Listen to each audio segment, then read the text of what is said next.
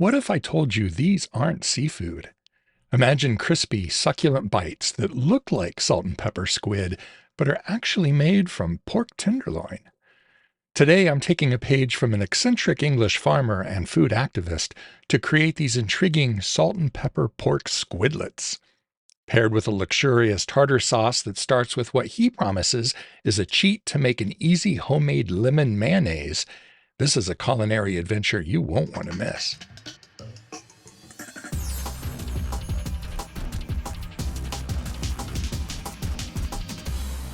Today we're diving into The River Cottage Meat Book by Hugh Fearnley-Whittingstall.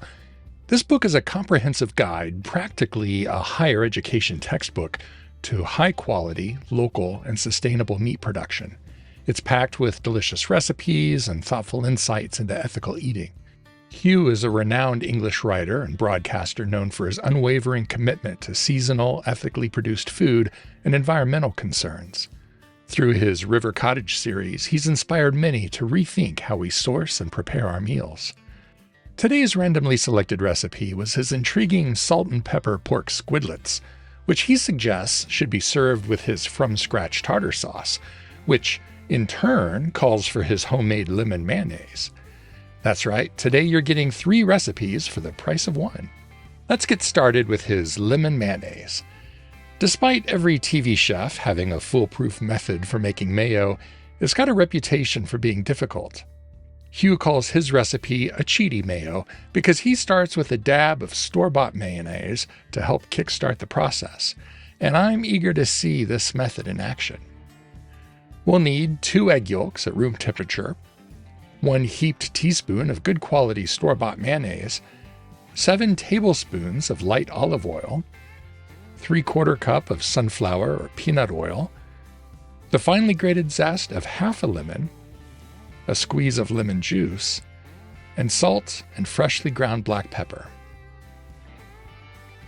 First, in a small mixing bowl, combine the egg yolks, lemon zest, and the spoonful of store-bought mayonnaise. Whisk them together until they're well combined. Now, I've poured both oils into a jug. We'll slowly trickle the oil mixture into our egg yolks, whisking constantly with a balloon whisk. The key here is patience. Start with the thinnest possible trickle to allow the emulsion to form. As Hugh mentions, once the mayonnaise is taken, you can increase the flow to a steady trickle. You should notice it becoming thick and emulsified by the time all the oil is incorporated. And here's where it all fell apart for me. It never got thick and emulsified for me. Maybe it was the contortion I had to get into to avoid blocking the camera. I don't know. But no matter how much or how hard I whisked, it never thickened up. I broke out my immersion blender and put on the whisk attachment to try and fix it. I really should have used that from the beginning, but Hugh's promise of a cheat made me complacent, I guess. By now, though, it was too late for mere whisking to save it. I've seen some shows make mayo in a blender, so I figured I'd give that a shot too. All it did was make a mess. Reading online, I saw that sometimes adding liquid could get the process going again, and I hadn't added my lemon juice yet, so I squeezed that in while the blender ran, and all that did was make it runnier. Another source offered a foolproof method for saving runny mayo, and at this point I was on the verge of just using good old Dukes and calling it a day. This method said to crack a whole egg into a clean container and use an immersion blender to scramble it well. Then, with the blender running, slowly trickle in the runny mayo until it's all incorporated and whipped up. And that worked exactly as advertised.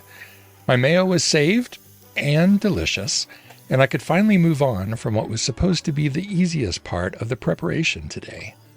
Hugh's cheat to make this painless was anything but. And in the future, if I've already got a good quality mayo in my fridge, I'll just use that for my mayo instead of trying to use it to make more mayo like some sort of mutant yogurt culture. Next up is our tartar sauce, which we'll make using our hard-won mayonnaise. That battle had me so flustered that somehow I lost my footage of actually making the sauce. All it was, though, was stirring together 2 tablespoons of lemon mayo, 2 chopped hard-boiled eggs, 3 finely chopped gherkin pickles, 2 teaspoons of chopped capers, and 1 teaspoon of prepared mustard. I usually just whip up tartar sauce without measuring anything, using what I've got in the fridge, and the only surprise here was the inclusion of chopped eggs. They added a deep richness to the sauce, and I'll probably be doing that from now on. It's creamy, tangy, and full of texture, perfect for pairing with our main dish. Now for the star of the show, salt and pepper pork squidlets. This recipe might sound a bit eccentric, or as Hugh calls it, a bit barmy. Inspired by the delicious salt and pepper squid you might find in Chinese restaurants, Hugh had the idea to give his farm-fresh pork tenderloin a similar treatment. And dare I say it, he was spot on. Here's what we'll need. 1 pound of pork tenderloin, 2 large garlic cloves, very finely chopped, 2 teaspoons of olive oil, 1 tablespoon of flaky salt, like Maldon, 1 tablespoon of coarsely ground black pepper. If your mill grinds too fine, use a mortar and pestle. 2 tablespoons of cornstarch, at least 2 cups of sunflower or peanut oil for semi-deep frying, and some lemon wedges to serve. First, we'll prepare the pork. Slice the tenderloin at an angle into slices about 1 inch thick. This gives us small, long, oval-shaped pieces. Now, to create our squidlets, we'll make 4 or 5 cuts 3/4 of the way down each piece. This creates tentacles that will curl up beautifully when fried, resembling squid pieces. In a bowl, toss the pork squidlets with the finely chopped garlic and olive oil. We'll let them absorb these flavors for at least 5 minutes. Longer is better, but even a brief marination allows the garlic and oil to infuse into the meat. Meanwhile, we'll prepare our coating. Roughly crush the flaky salt and mix it with the coarsely ground black pepper and cornstarch. This mixture will give the squidlets a fantastic crispy exterior with a flavorful kick. Now, toss the garlicky pork squidlets in the salt and pepper mixture, pressing lightly so the seasoning sticks to the meat. And we're ready to fry. Pour enough oil into a frying pan or wide saucepan to make it about 3/4 to 1.5 inches deep. Heat the oil until a test squidlet sizzles nicely, browning in less than a minute. Carefully fry the squidlets in batches for just a minute until they're golden and crisp. They cook very quickly, so keep an eye on them. Once fried, transfer them to paper towels and drain any excess oil. Hugh advises we serve them as quickly as possible while they're piping hot. Serve the squidlets with lemon wedges and, of course, our homemade tartar sauce on the side. These are perfect to eat with your fingers, which Hugh playfully notes will quickly become almost as tasty as the pork squidlets themselves. And there you have it, a delightful trio of recipes from the River Cottage Meat Book by Hugh Fearnley-Whittingstall. This book isn't just a collection of recipes.